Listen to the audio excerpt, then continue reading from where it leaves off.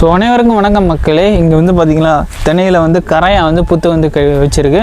இந்த கரையான் வந்து தென்னைக்கு வந்து நல்லதா இல்லையா அப்படின்னு கேட்டிங்கன்னா, எல்லாரும் வந்து என்ன சொல்லுவாங்க, கரையான் வந்துச்சுன்னா அவள்தான் மரம் வந்து காலியெல்லாம் வந்து அரிச்சு எல்லாம் வந்து செத்துரும் அப்படின்லாம் சொல்லுவாங்க.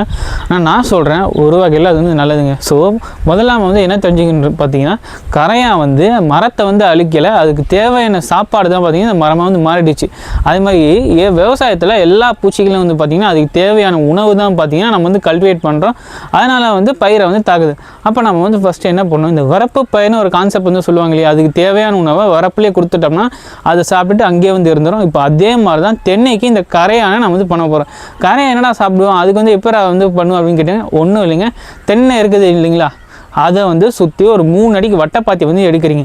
அந்த வட்டைப்பாத்தியில் மூடாக்கன்ற பேரில் இந்த மரத்துலேருந்து விழுற அந்த காஞ்ச இலைங்க அந்த குப்பைங்க எல்லாத்தையும் வந்து இந்த வட்டைப்பாத்தியில் வந்து போட்டுட்டிங்கன்னா கரையான் வந்து மரத்தை வந்து சாப்பிடாம அந்த வட்டைப்பாத்தியில் இருக்க குப்பையை சாப்பிட்டு அது வந்து அங்கேயே இருந்துடும்.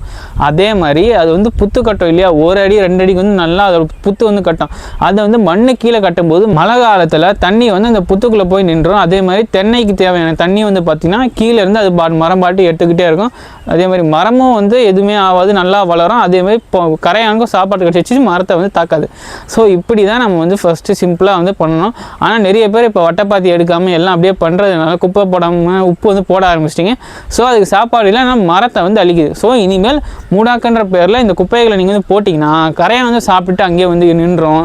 அதே மாதிரி மரத்துக்கும் எந்த ஒரு பாதிப்பும் ஆகாது. ஸோ இந்த தகவல் வந்து உங்களுக்கு கண்டிப்பாக யூஸ்ஃபுல்லாக இருக்கும். இதே மாதிரி நிறைய தகவலோட அடுத்த வீடியோவில் உங்களுக்கு சந்திக்கிறேன். நன்றி, வணக்கம்.